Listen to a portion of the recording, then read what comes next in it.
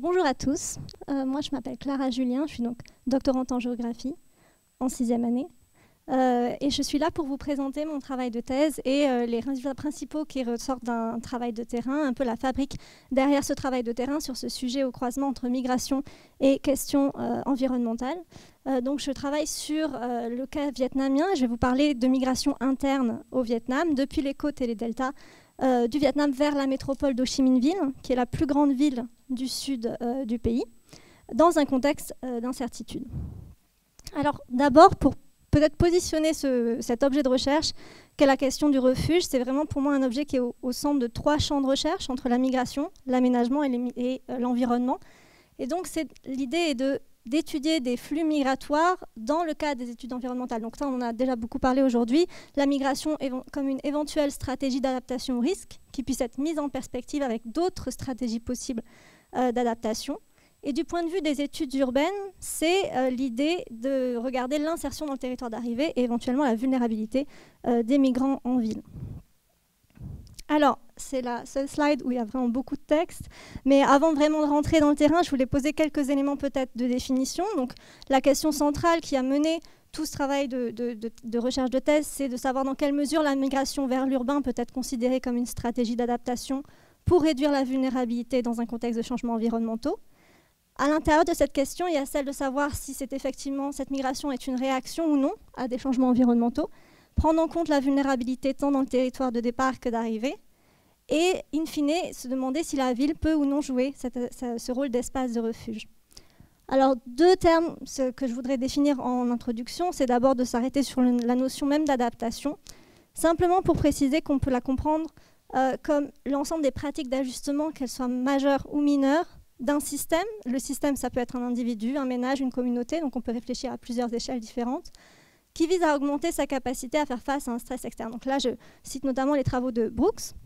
Et sur la notion qui fait écho à celle-ci de vulnérabilité, qui est donc prise comme une composante du risque, si on prend le risque comme la rencontre entre l'aléa, l'enjeu et la vulnérabilité, à la suite de Cardona, j'aime bien mettre en avant la multidimensionnalité de cette vulnérabilité qu'on pose dès le départ, le fait que cette vulnérabilité peut être tant physique qu'économique, politique et sociale, qu'elle peut être révélée, mise en lumière par des phénomènes qui sont d'origine naturelle ou anthropique, qu'elle est subjective, qu'elle est socialement construite, qu'elle est dynamique, donc elle évolue au fil du temps, cumulative, puisque plusieurs perturbations peuvent s'additionner, et multiscalaire, et donc elle pose des enjeux de gouvernance importants. Un 3e point, et qui fait écho en fait à des éléments qui ont déjà été discutés dans les sessions précédentes, c'est, alors, à titre personnel, j'ai tendance à privilégier le terme de changement environnemental dans cette recherche, plus que changement climatique, parce que, vous allez le voir par la suite, je travaille essentiellement sur un territoire deltaïque, qui donc a une dimension systémique très forte, dans lesquelles on va construire des barrages sur le fleuve en amont, qui vont avoir un impact, on va extraire du sable, on va extraire de l'eau dans les nappes souterraines, et tous ces choix d'usage des sols font peser une pression à l'échelle locale sur le milieu, qui va se traduire par des aléas qu'on pourrait attribuer à tort trop rapidement uniquement au changement climatique. Donc, prendre en compte aussi ces perturbations locales, c'est une manière aussi de rendre compte de la complexité de ces aléas. Je ne vais pas du tout rentrer dans la littérature qui a été développée par ailleurs dans les interventions précédentes, mais peut-être tirer 3 points de la littérature sur migration et environnement. D'abord, qu'elle a longtemps souligné l'ambiguïté entre les multiples déterminants de la migration, et en particulier économiques et environnementaux. D'autre part, la difficulté à quantifier ces migrations. Et puis, dans les récents travaux, une tendance à mettre en avant l'immobilité, soit comme une adaptation, soit comme une incapacité à migrer. Alors, ma recherche s'inscrit du coup dans ce champ de recherche. Dans la continuité de ces travaux, j'ai mené un travail de recherche qualitative multisitué entre 2020 et 2022 au Vietnam, donc dans les territoires de départ et d'arrivée de ces flux migratoires. Vous avez une carte avec, donc Ho Chi Minh Ville, c'est le pôle urbain majeur au sud, et en bleu, vous avez le delta du Mékong, et en marron, c'est toute la côte centrale. Et en violet, c'est les différentes provinces dans lesquelles j'ai fait des enquêtes de terrain. J'ai fait des entretiens qualitatifs avec les migrants en ville, avec les familles des migrants dans les villages ruraux, des bailleurs, donc des logeurs de migrants en ville, et des représentants des autorités locales dans toutes les localités.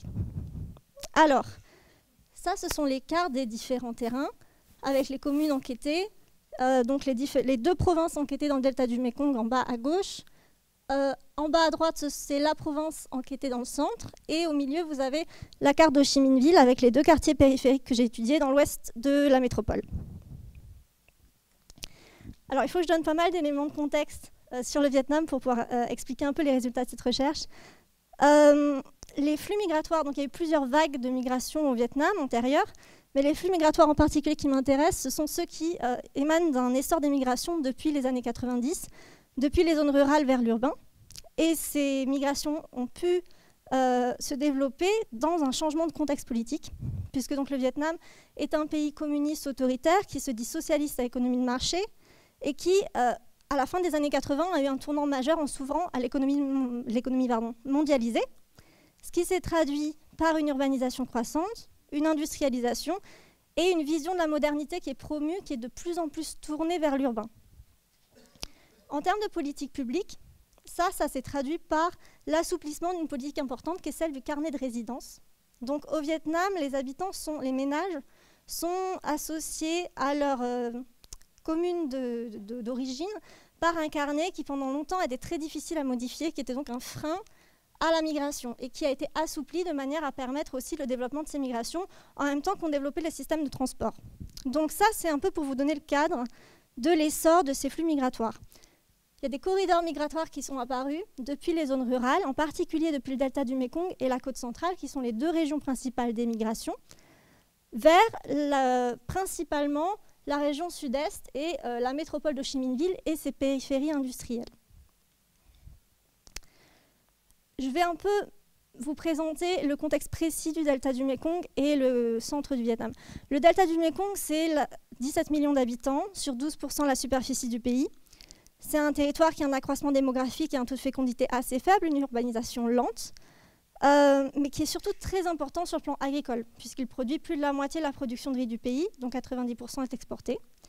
C'est un delta qui est tourné vers l'agriculture et l'aquaculture, qui représente la moitié des surfaces de céréales du pays, plus de la moitié des rizières, et 72% des surfaces aquacoles sur 12% du territoire national. Ce qui est aussi important à souligner, et c'est une caractéristique importante de ce delta en particulier, c'est que c'est un delta de mousson, qui est donc caractérisé par une inondation qui est normale et cyclique, qui arrive tous les ans, et qui est vécue comme une ressource pour l'agriculture. Ce qui vient changer aujourd'hui, c'est qu'avec les perturbations environnementales, cette inondation ressource est de plus en plus perçue aussi comme une inondation menace, et on va avoir une perturbation des cycles d'inondation. Donc il y a une augmentation des températures, il y a une salinisation des eaux et des sols du delta, une érosion croissante le long des côtes et des fleuves, des bras du fleuve, une déperdition en sédiments du fait de la construction de barrages en amont, une intensification des sécheresses, des précipitations. Donc ces conditions environnementales sont perturbées, ce qui affecte les activités agricoles. Là, vous avez une carte de prospective sur la montée des eaux dans le delta, qui est donc un territoire extrêmement bas, qui connaît en parallèle une subsidence importante, donc un affaissement des sols important. Et dans les scénarios les plus alarmistes, il pourrait y avoir donc une très large partie du delta qui soit submergée d'ici la fin du siècle si le niveau de la mer venait à monter d'1 mètre. Il faut garder en tête donc que l'inondation, c'est quand même quelque chose qui est cyclique et qui est habituel, mais que là, on parle d'une submersion qui pourrait devenir permanente. Alors, la côte centrale, c'est plus rapide à expliquer. Simplement vous dire qu'il y a 20 millions d'habitants sur 29% du territoire. C'est donc la deuxième région d'émigration. Et c'est une zone qui est donc consacrée à l'agriculture, à la pêche et à la sylviculture, qui est relativement pauvre, avec un taux de population urbaine assez faible, qui a donc toute une série d'aléas qui sont similaires à ceux du delta, à la différence qu'on est aussi exposé, on n'a pas la question de la salinisation, et qu'on est exposé à un risque de typhon très important, avec une intensification des typhons les plus violents. Là, vous avez des photos qui illustrent un peu ces terrains. Donc en haut, c'est les rizières dans l'une des provinces étudiées du delta du Mékong. En bas à gauche, c'est une rizière dans les plaines dans le centre, avec dans les montagnes de la sylviculture. Et en bas à droite, c'est un village de pêcheurs sur la côte dans le centre. Dans ce contexte particulier, l'État vietnamien se porte garant de la sécurité des habitants, fait de l'adaptation au changement climatique une priorité politique et donc de la potentielle migration climatique s'il y a lieu, également un enjeu politique national, qui fait écho à la mise à l'agenda international du sujet. Donc il y a eu toute une série de projets qui ont déjà traité de ce sujet avec différents types de méthodologies, et ma recherche vient compléter ce travail. Donc les principaux résultats qui ressortent de ce travail de terrain, au croisement des différents cas d'études, donc dans le centre et dans le delta du Mékong étudiés. Tout d'abord, et ça c'est vraiment dans la continuité des travaux et des choses qui ont pu être discutées aujourd'hui au préalable, les changements environnementaux ressortent comme des facteurs sous-jacents de la décision migratoire derrière le facteur économique. C'est-à-dire que les aléas environnementaux sont vraiment rarement identifiés par les migrants en entretien comme des facteurs de migration. Ils vont davantage mettre en avant les difficultés économiques rencontrées dans le secteur agricole, comme la raison principale du départ, que ce soit les revenus insuffisants ou le manque d'offres d'emploi alternatives. Mais en revanche, quand on rentre vraiment dans le récit détaillé des conditions de vie dans les villages, soit avant de partir, soit les conditions de vie des proches qui sont restés au village, on retrouve la géographie des difficultés environnementales que je vous ai présentées dans la première partie, et donc de ces conditions, de ces pressions environnementales sur le milieu agricole. Alors, peut-être pour rentrer un peu dans l'explication de d'où proviennent ces difficultés économiques rencontrées par les petits exploitants agricoles dans ces zones rurales, vous avez les changements environnementaux, mais aussi un contexte économique qui est par moments qui peut être défavorable aux petits exploitants, donc une volatilité des prix des produits, une inflation des prix des intrants. On a vu l'impact très important de la pandémie, et une réduction de la demande en main-d'œuvre du fait de la mécanisation. L'accès au foncier est aussi très important, puisqu'on voit une réduction de la surface des terrains qui conduit à des situations de paysans sans terre et qui, du coup, contribuent à ces difficultés économiques. Mais bien sûr, ça, c'est une vision très calcul économique du sujet. Tout ça se produit dans un contexte de changement, de mutation sociale importante, avec, je vous l'ai dit en introduction, une promotion croissante des modes de vie urbains, une importance aussi de plus en plus grande accordée à l'éducation qui va recentrer les populations vers les zones urbaines, un effet de génération qui est important, et des réseaux interpersonnels qui vont soutenir aussi ces flux migratoires. Donc pourquoi je prends le temps de détailler un peu tous ces éléments? C'est pour souligner qu'une partie de ces migrations aurait eu lieu indépendamment de ces changements environnementaux. Un autre point, et qui fait écho en partie à la présentation de Cathy plus tôt, c'est le fait que la migration ici peut être pensée aussi en complémentarité, en combinaison avec des pratiques d'adaptation sur site. Alors je ne vais pas tout citer, je ne vais pas forcément parler de la dimension infrastructurelle, mais on peut s'adapter aussi en restant, soit en bougeant localement, soit en restant sur la même parcelle. En se réorientant dans le secteur primaire, ça peut être de se tourner vers la crevetticulture dans le delta ou vers la sylviculture dans le centre. Mais ce sont des cas intéressants parce que dans les deux cas, ce sont des secteurs qui sont plus lucratifs que la riziculture. Donc il y a vraiment une ambiguïté dans cette transition. Par ailleurs, on peut aussi se déplacer vers des zones industrielles qui soient locales, de plus en plus fréquentes dans le delta du Mékong, et qui viennent réorienter une partie des flux qui autrement iraient vers Ho Chi Minh Ville. Mais là encore, c'est un enjeu intéressant parce que dans le delta en particulier, ces zones-là, ces zones industrielles-là ne sont pas exemptes du risque environnemental et peuvent être submersibles à moyen long terme. Ça peut être un peu simple à souligner, mais je voulais mentionner que qu'elles soient environnementales ou non, ce sont des migrations qui sont avant tout du rural vers l'urbain. Que donc on va retrouver des préoccupations liées à ces migrations qui viennent nourrir l'urbanisation et des migrants souvent peu qualifiés qui vont être exposés à une forme de vulnérabilité multidimensionnelle en ville, à travers l'emploi, à travers le logement. Je vous ai mis des photos ici du type de logement des chambres à louer dans lesquelles les migrants non qualifiés qui arrivent à Ho Chi Minh Ville vont être logés. Une forme d'isolement liée aux séparations familiales, mais peut-être ce qui nous intéresse plus ici aussi, le fait qu'on va retrouver un risque environnemental en ville aussi, à travers le fait qu'Ho Chi Minh Ville est une métropole qui est située entre un delta et un estuaire, qui est soumise à l'augmentation des précipitations et donc à des formes d'inondations cycliques très importantes. Donc on voit là par exemple des bâches qui sont mises sur les portes pour se prémunir des inondations dans les chambres à louer des migrants. Donc la migration, ça peut être une manière d'échapper à la pression environnementale sur le secteur primaire, mais pas forcément d'échapper aux risques environnementaux tout court. Et dernier point, je voulais prendre le temps de poser un cadre temporel à ces migrations. Je vous ai mentionné en introduction les changements de contexte qui font qu'il n'y a plus vraiment de limite sur ces migrations. On peut migrer pour une plus ou moins longue durée, mais il y a quand même des contraintes qui sont liées aux conditions de vie précaires en ville et à la grande difficulté qu'il y a à accéder au foncier en ville du fait des prix du foncier. Donc ça reste important de conserver ses droits d'usage des sols au village, de conserver son terrain. À ce calcul économique s'ajoute une fois de plus toute la dimension plus émotionnelle et affective de l'ancrage familial qui demeure au village, de pratiques multilocales qui alimentent cet ancrage par un appel quotidien, par des retours annuels, par le fait de laisser ses enfants au village. Et donc, in fine, des migrations qui aboutissent à un retour au village, parfois après plusieurs décennies. Donc, un schéma type, c'est de partir à 18 ans, éventuellement d'aller travailler en usine ou dans le secteur informel, en louant une chambre, de construire une maison en parallèle dans son village et de retourner quand on n'est plus employable sur le marché urbain. Donc, ce point, en conclusion, c'est pour vous dire que ce sont ce que j'appelle des migrations temporaires de longue durée et qu'on ne parle pas encore d'exode rural, puisqu'il y a un retour. Mais il y a un enjeu autour de cette pression foncière et du changement climatique et des pressions que ça fait poser sur les zones rurales qui interrogent la possibilité de se réinstaller à moyen long terme. L'autre élément qui ressort de cette analyse, c'est la logique de cercle vicieux qui transparaît à travers le risque dans le déplacement de la vulnérabilité, que ce soit d'un lieu vers un autre ou d'une forme de vulnérabilité à une autre.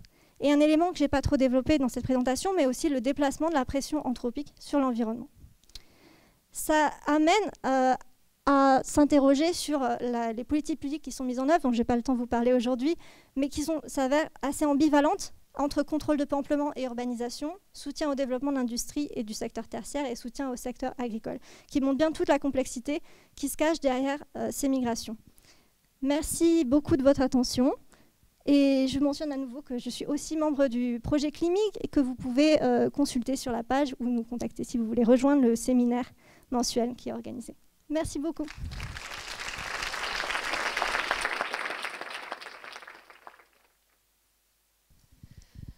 Alors bonjour à toutes et à tous. J'aimerais tout d'abord remercier Audrey Le Noël et Jérôme Valette de cette invitation à vous présenter un projet qui vient tout juste de démarrer sous cet acronyme de Gender Climate MIG.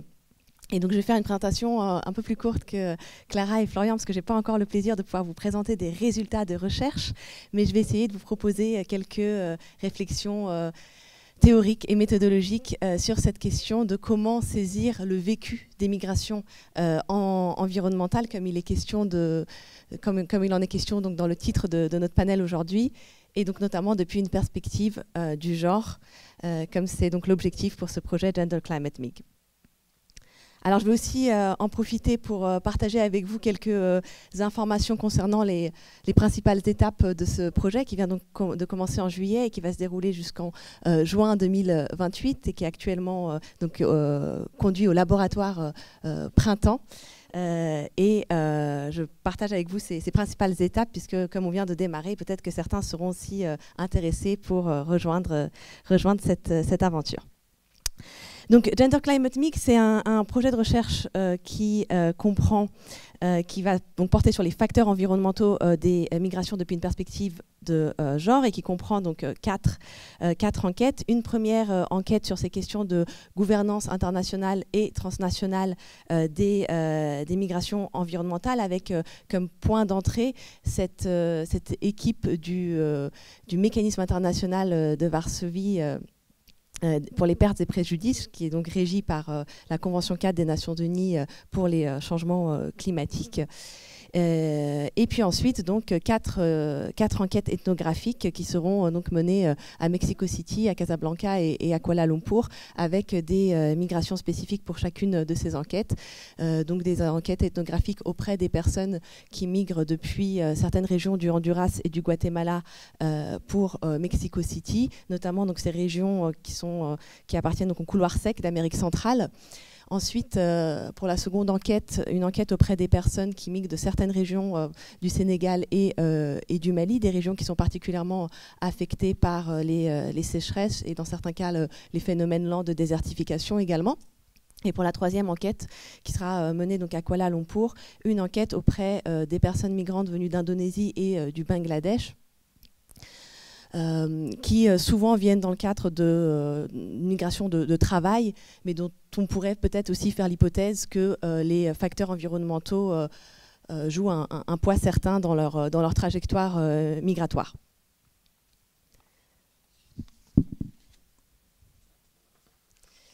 Alors pour en venir maintenant de manière plus concrète à cette question donc, du cadrage théorique et méthodologique, sur lequel le projet va reposer.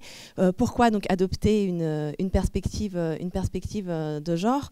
Alors, comme on l'a vu plusieurs fois déjà depuis ce matin, la plupart des études qui portent sur les facteurs environnementaux de la migration s'intéressent aux mobilités internes et non pas aux migrations internationales, puisqu'il est vrai que la plupart de ces mobilités se font à l'intérieur des États. Mais on peut tout de même supposer que du fait de l'inexistence à l'heure actuelle de catégories administratives de migrants climatiques ou de réfugiés climatiques, en l'absence de telle catégorie qui soit reconnue dans le droit international, comme on l'a vu ce matin, et qui est très rarement reconnue dans le droit national. Il y a quelques exemples, mais encore très rares. De ce fait, de l'absence de ce type de statut, on peut supposer qu'on tend à masquer, dans une certaine mesure du moins, ces facteurs environnementaux, puisque les personnes vont relever administrativement de d'autres catégories qu'on connaît tous, travailleurs migrants, travailleuses migrantes, réunification familiale ou encore des demandeurs d'asile ou personnes dites en situation irrégulière. D'ailleurs, sur la droite, les photos que vous voyez sont issues d'un reportage qui avait été réalisé par le New York Times et qui mettait précisément en avant les facteurs environnementaux dans le contexte de cette caravane de migrants, ce qui avait été décrit comme une caravane de migrants en 2018 en Amérique centrale. Donc, cette petite digression pour expliquer pourquoi je présente ici, donc, à gauche, les résultats, enfin un bref résumé d'une sélection de cas d'études qui vont adopter une approche genrée des mobilités environnementales, mais au niveau interne. Donc toutes ces études de cas concernent des mobilités internes. Et j'ai ici donc passé en revue 48 cas d'études empiriques qui ont été publiés entre 2010 et 2022. Et je constatais donc pour ces 48 publications que la plupart, donc ici 58%, mobilisent des méthodologies qualitatives pour étudier les rapports de genre, mais la part des études aussi qui ne mobilisent que des méthodes quantitatives, elle est assez importante, elle représente un tiers de ces publications. Et pour ces études-là, il s'agit souvent donc d'études de cas qui vont s'appuyer sur les questionnaires et des enquêtes réalisées au niveau des ménages, ce qui soulève donc des questions aussi d'accès à l'information. Ça a été mentionné dans l'étude tout à l'heure qui a été menée au Mali sur la difficulté parfois d'accès à tous les membres de la famille au sein d'un ménage. Ensuite, en termes de résultats, donc la deuxième partie de ce tableau, probablement que pour beaucoup d'entre vous, ces résultats seront familiers avec donc une part importante de ces études de cas qui vont conclure donc à une migration des hommes. Un départ des hommes qui va donc entraîner par la suite des responsabilités accrues pour les femmes qui restent au foyer et surtout en ce qui concerne donc le secteur agricole. Mais je voudrais aussi quand même souligner que 15% de ces études de cas mettent également en avant les migrations des femmes, qu'il s'agisse de migration familiale, alors pas au sens de la réunification familiale, mais juste de mobilité familiale ou de mobilité indépendante.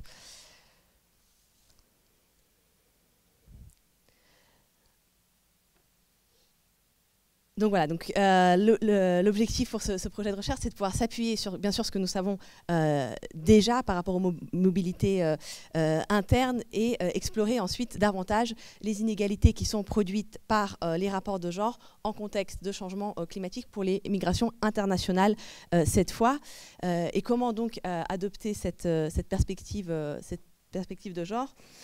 Alors vous avez peut-être déjà entendu parler de cette phrase « Add woman and stir », qui a été formulée par des autrices féministes pour critiquer la manière dont les discours, les outils de gouvernance, les accords internationaux peuvent parfois s'approprier les éléments de langage de l'égalité homme-femme et du genre, en ajoutant des références formelles dans leurs documents textuels, sans que, en réalité, la mesure de ces engagements soit réellement prise en compte, sans que non plus les politiques publiques nationales ou supranationales ne soient réellement repensées plus fondamentalement depuis cette perspective. Donc pour aller au-delà et adopter une perspective qui soit réellement attentive au genre, cela supposerait de penser le genre, comme ça a été déjà mentionné aussi dans la présentation précédente, comme relationnel, contextuel, surtout imbriqué dans les relations de pouvoir. Et plus précisément pour ce projet, il s'agit donc de saisir comment les rapports de genre vont façonner qui va pouvoir partir et dans quelles circonstances, et comment les masculinités et les féminités vont aussi être transformées par les processus migratoires. Et donc, je vais mobiliser pour cela les outils de l'intersectionnalité. Je ne vais pas m'attarder, je pense qu'il y a beaucoup d'entre vous pour qui ce sont des choses que vous connaissez déjà beaucoup, mais juste pour en dire vraiment très brièvement deux mots. L'intersectionnalité comme approche méthodologique, ça va nous permettre d'étudier donc les multiples formes d'oppression comme étant mutuellement constitutives, et donc de pouvoir porter notre attention également à d'autres formes de hiérarchie sociale, la classe, l'âge, les processus de racialisation. Et surtout, de porter également notre attention aux processus structurels autour de la production et de la reproduction de ces inégalités. Donc, vraiment souligner cette dimension structurelle. Mais bon, tout cela, c'est peut-être un peu abstrait. Donc, pour dire juste brièvement aussi quelques mots sur qu'est-ce qu'une perspective de genre peut apporter un peu plus concrètement, j'aime bien prendre comme exemple cette notion de vulnérabilité qui revient souvent dans la littérature. Et il y a une partie donc, des études de cas que je mentionnais tout à l'heure, qui, pour certaines d'entre elles, peuvent avoir tendance à réifier cette notion de vulnérabilité en décrivant les femmes comme plus vulnérables, sans toujours porter également de manière systématique l'attention sur les processus sociaux qui vont donc produire cette vulnérabilité, ou sur la capacité d'agir des femmes, même si ça se passe dans un contexte très contraint. Je vois qu'il me reste 1 minute, donc je vais juste passer directement à cette question aussi, une autre manière de répondre à cette question de comment est-ce qu'on saisit qualitativement donc, le vécu des personnes, et parler un peu des méthodologies participatives que j'aimerais déployer dans le cadre de ce projet. Et donc l'idée ici, ce serait que les participants et participantes à la recherche puissent donc aussi façonner le dispositif d'enquête en faisant part de leur perspective dans le cadre de groupes de discussion qui doivent servir donc à instaurer une dynamique collective et qui vont être donc co-animés. Et l'objectif, c'est ici aussi d'apporter donc l'attention à la pertinence sociale des résultats et à leur signification pour les personnes qui sont les premières concernées. Et donc de aussi se pencher sur les possibilités de produire collectivement d'autres types de résultats comme le photo voice, la bande dessinée, les podcasts, etc. Là, les outils peuvent varier, mais l'idée, c'est de pouvoir partager les expériences et les perspectives des participants et des participantes. Et je vais juste terminer en faisant un tout petit peu de pub pour le projet, en disant que le projet va chercher à s'associer aussi à 3 postdoctorants pour mener les enquêtes que j'ai décrites à partir de septembre 2024. Voilà, je vais m'arrêter là et n'hésitez pas si vous avez des questions. Merci beaucoup.